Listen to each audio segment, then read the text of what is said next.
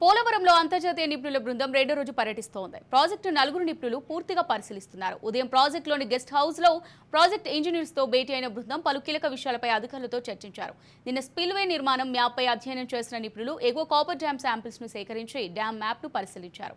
ఈ రోజు పూర్తిగా డయాఫ్రమ్ వాల్ పై ఫోకస్ పెట్టారు. మరో 2 రోజుల పాటు పోలవరంలోనే జలవనరుల బృందం పర్యటించనుంది. ఇంజనీర్ పీపీఏ అధికారులు ప్రాజెక్ట్ ఏజెన్సీలతో అధికారుల బృందం చర్చించనుంది.